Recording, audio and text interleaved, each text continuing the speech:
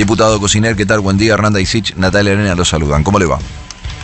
¿Qué tal? ¿Cómo están? Muy buenos días. Bien, muy bien. Estamos revisando un poco lo que fue este último gran decreto del gobierno de Mauricio Macri y la discusión que se da en la bicameral encargada de analizar precisamente los decretos de necesidad y urgencia del oficialismo, que ya empieza a actuar, ¿no?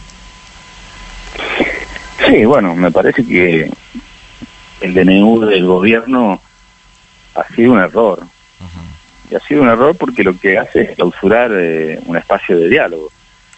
Nosotros no tenemos, cuando hablo nosotros digo del interbloque Argentina Federal, que integra el bloque justicialista y otros bloques provinciales, no tenemos ningún problema en discutir en comisiones el contenido que el gobierno propone en ese decreto, pero creemos que tiene que ser a través de una ley ordinaria, ¿no?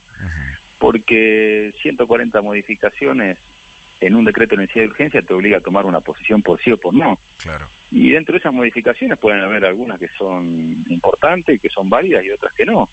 Entonces nos cierra a nosotros como la oposición la posibilidad de ejercer ese rol que tenemos, de decir, bueno, en esto estamos de acuerdo, en esto no, en esto planteamos las modificaciones, como lo hicimos en muchas leyes, por lo menos nuestro sector político. Entonces, creemos que es un error, pero creemos que el gobierno está a tiempo de enmendar ese error, de transformar ese DNU en un proyecto de ley y discutirlo en las sesiones ordinarias dentro de las comisiones. Correcto. Usted dice, nos obliga a tomar una posición por sí o por no. Es una posición binaria, tal vez bastante significativo que el gobierno que dice venir a cambiar las formas, utilice las mismas formas que utilizaba el gobierno anterior a la hora de poner en discusión las cosas. O es blanco o es negro. Y bueno, me parece que lo que pasa es que va transcurriendo el tiempo y uno va confirmando de que es funcional esa posición a los intereses a veces del gobierno, ¿no?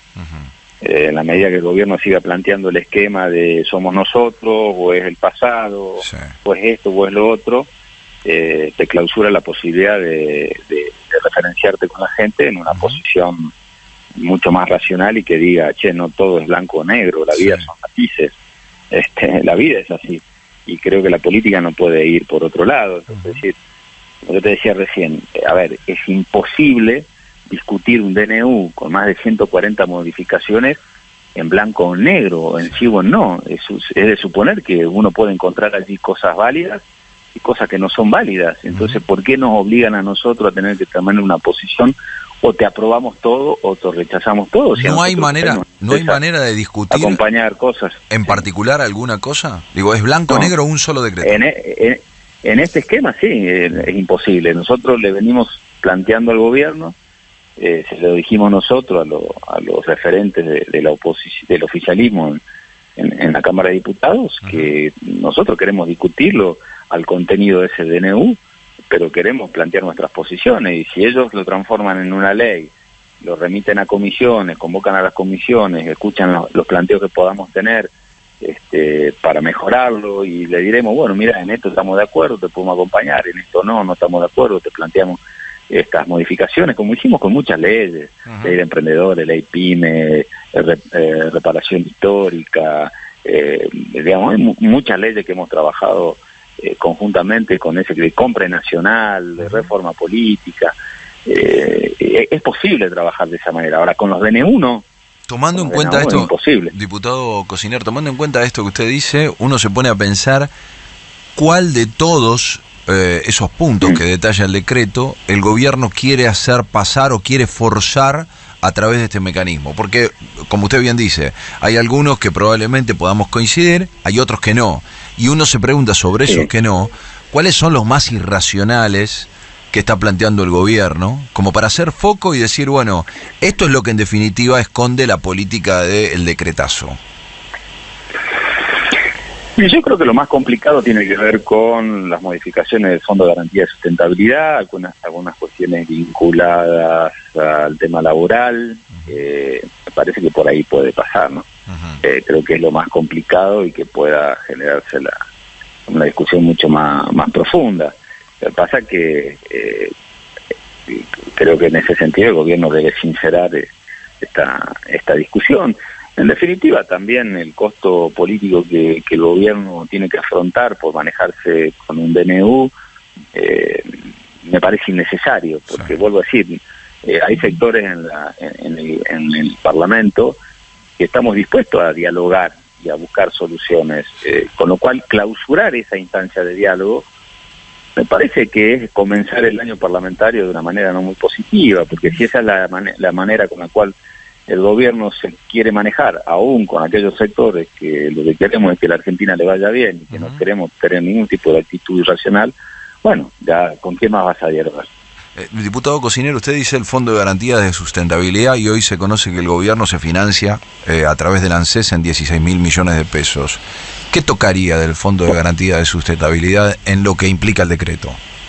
No, la posibilidad de constituir fideicomisos sin justamente a utilizar un DNU sin pasar por la autorización del Congreso, la posibilidad de entrar dentro del mercado financiero sin control, que para las operaciones que haga el Fondo de Garantía de Sustentabilidad no rija la ley de controlación del Estado, algunas cuestiones que creo que hay que discutirlo en profundidad.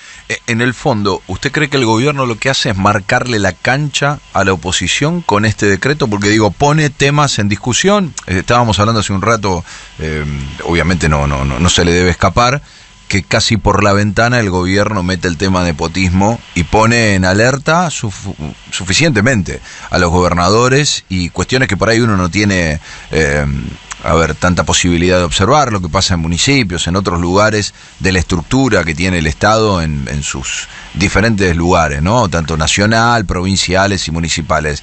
Digo, el gobierno casi trae por la ventana un debate que me parece genuino para entender la democracia y pone en alerta a todos los gobernadores. ¿El gobierno marca la cancha con esto sabiendo que no tiene mayorías en el Congreso para imponer debates? No tiene nada que ver. Si se plantea como condición para nuestra posición, no tiene nada que ver. A ver, cuando nosotros el año pasado advertimos de que era un error modificar la ley de blanqueo de capitales para permitir que los familiares blanqueen capitales, ya advertimos que estas cosas debían decidirse. No es nuevo esto. A mí me parece bien las decisiones que se toman. Ahora, esto está incompleto. Sí. Falta la parte de la vinculación del sector privado con los funcionarios. Entonces, si vamos a hablar en fondo de esto, ¿no? O sea, si no va a quedar solamente en la cuestión vinculada a si un familiar puede ser funcionario o no, digamos, eso también, yo creo que es una discusión mucho más profunda, tiene que ver con las capacidades, no con los parentescos solamente. Pero si vamos a discutir esto, discutamos todo en fondo. Y creo que cuando nosotros advertimos que era un error modificar por decreto la ley que le impedía a los familiares directos de los funcionarios blanquear capitales, eso es más grave, me parece. Y en ese caso no se dio la envergadura, la discusión que se está dando ahora por este tema. Entonces me parece que eso va por un lado, el DNU va por el otro, que no hay ningún tipo de condicionamiento, si los gobiernos provinciales quieren adherir o no, me parece perfecto. En el caso de mi provincia, en el mes de diciembre ya tomó la decisión de bajar el 20% de los cargos políticos, están congelados los sueldos de los funcionarios, no va a haber actualización, entonces tampoco es nuevo. De alguna manera, hay provincias que ya lo vienen haciendo. Sí, hoy escuchábamos temprano a una referencia de la gobernadora Lucía Colpacci, que se opone a esto. De alguna manera también el gobierno, metiendo por la ventana un debate, yo coincido que sería interesante que lo hubiesen hecho a tiempo y efectivamente no terminar por el afer Triaca discutiendo algo que me parece que es clave a la hora de la organización del Estado. Pero aparecen gobernadores que se oponen rotundamente, o sea que no muestran que dentro del Estado de sus provincias tienen un árbol genealógico. Por ahí el caso puede ser beneficioso para su gobierno, para su provincia, pero hay otros que quedan muy en offside. Sí, lo que pasa es que, a ver, yo creo que este es un tema tiene buena, ¿cómo te puedo decir? Tiene buen marketing, cae bien hacia la gente, me parece que es bueno, pero también es parte de una realidad, digamos. Sí. Porque a mí no me preocupa tanto si es familiar o no, sino si es eficiente o no, porque también es verdad de que vos por eso podés prescindir innecesariamente. Hay gente que pueda ser capaz, por más que seas familiar de un ministro.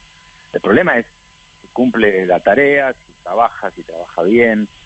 El resto me parece que está bien. ¿Y quién se va a oponer hoy a una decisión de esta manera?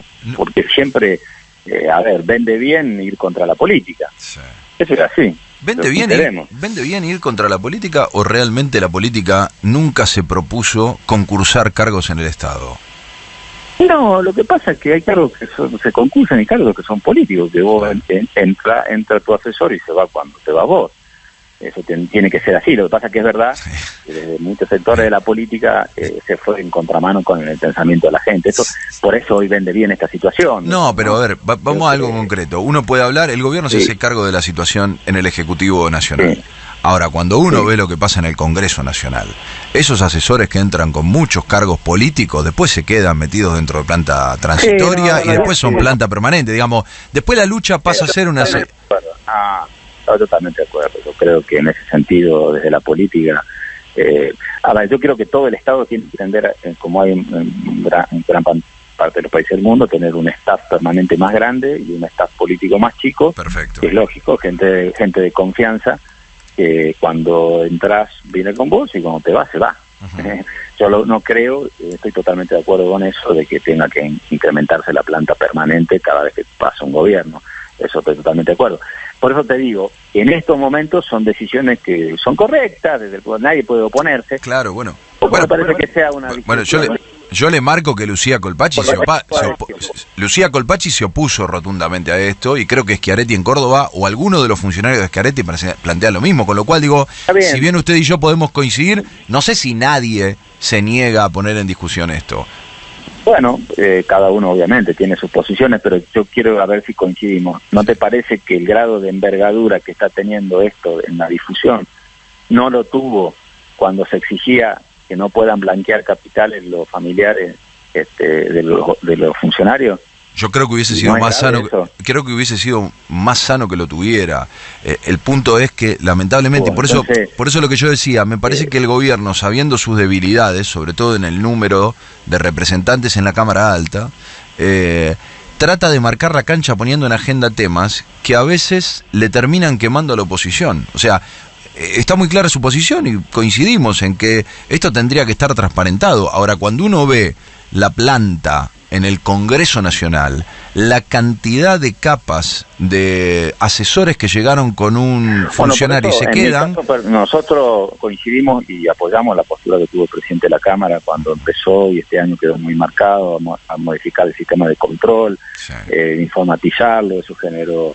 se transparentaron muchas situaciones. Yo creo que todo lo que sea modernización, transparencia, eso hay que avanzar. Ahora, plantear esto, y yo creo que tiene que seguir y tiene que avanzar. Sí. Ahora, el tema de los DNU va por otro lado. No, perfecto. Lo ponía como referencia porque uno tiene la sensación que en el Senado es el lugar en el que el gobierno más debilitado está. Incluso casi le diría que la oposición, en la fragmentación en la que tiene hoy, también le es bastante cuesta arriba sentar las bases de este debate que usted está planteando, que me parece fundamental, que es tener un diálogo, porque hay gestión provincial que necesita de un gobierno que esté atento. Si el gobierno se complica en la relación con la oposición, es pura responsabilidad del gobierno, porque el gobierno no puede decir que hoy haya un sector de la oposición que le está permitiendo, a partir del diálogo, avanzar en muchas leyes que el gobierno necesita como herramientas. Ahora, si después el gobierno no acierta en su medida, es otra historia. No, obvio. Si sigue sin resolverse los problemas estructurales, el que gobierna es Macri. Uh-huh. Nosotros podemos decir, bueno, estas herramientas, con estas modificaciones podemos colaborar, porque el gobierno las necesita, estas no. En estas las provincias también están involucradas y las necesitan, pero después, si la inflación no baja, si las tarifas siguen aumentando, si vos crees que la gran noticia en la Argentina es que vas a poder comprar y vender dólares en los supermercados mientras se están cerrando industrias en el interior, eso yo lo veía el otro día, uno repasando los medios de comunicación, veía que la gran noticia que se planteaba instalar era que vos podías comprar y vender dólares a partir de algún momento en los supermercados y demás, y el gobierno sigue por allí aferrado a políticas de tipo monetaria, que cuando vos vas a la realidad del movimiento económico en la Argentina, que es el sector productivo y el sector industrial, no tiene nada que ver. Parece que, vuelvo a decir, este esquema de DNU, ¿por qué digo que es un error? Porque te clausura el diálogo aún con sectores de la oposición que quieren colaborar. Entonces voy a decir, si apoyás al gobierno en los DNU, son traidores, y rechazás el DNU, sos una oposición extrema, o sos kirchnerista, o sos la izquierda. Y el mismo gobierno juega funcional a esa dinámica, y nosotros queremos construir una oposición que sea distinta. Ahora, si el gobierno no la permite porque recurre a los DNU, se complica el mismo gobierno. Uh-huh. No, está claro. Por eso creo que es conveniente poder tener este tipo de diálogos con referentes de la oposición, con, definiciones claras acerca de que efectivamente la gobernabilidad es fundamental, pero siempre a partir de ciertos parámetros. Creo que la discusión sobre los DNU es grande, por eso yo ponía hace un ratito como referencia que en la ciudad de Buenos Aires, en la cual Mauricio Macri gestionó durante 8 años, y hoy Larreta tiene dos y dos más a futuro de gobierno, la ciudad de Buenos Aires tiene claro que durante el verano se escuchaba hablar del capitán Beto para discutir algunas cosas que incluso habían logrado acuerdos en la legislatura y que llegaba una camada importante de DNU que después quedaban en plena negociación con ciertos sectores de la oposición. Digo, a veces nos es llamativo cómo la política copia acciones y en definitiva no podemos salir de esta encrucijada. Volvemos a repetir los errores una y otra vez, en este caso en dos sectores diversos, ¿no? Yo hablo de la ciudad de Buenos Aires, ahora se ve reflejado esto con cierta similitud en el Congreso Nacional, ¿no? En el Congreso, sí. Sí, bueno, vuelvo a decir que yo lo que resalto es que el gobierno puede no recurrir al DNU porque tiene herramientas para construir diálogos, tanto en diputados como en senadores, y eso ha quedado demostrado. Por eso a nosotros nos sorprendió tanto el DNU los primeros días de enero, porque digo, si vos tenías semejante DNU en condiciones de largar los primeros días de enero, es porque ya un mes antes lo tenías listo. Totalmente, sí. Entonces, ¿por qué no se presentó un proyecto de ley? Se convocó extraordinarias y lo tratábamos en extraordinarias.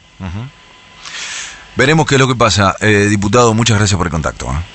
No, muchas gracias a ustedes, que tengan un muy buen día. Hasta luego. Igualmente. Ahí estábamos hablando con el diputado Pablo Cosiner, es diputado nacional por la provincia de Salta y uno de los referentes que estará dentro de la comisión para analizar los DNU que propone el macrismo a nivel nacional.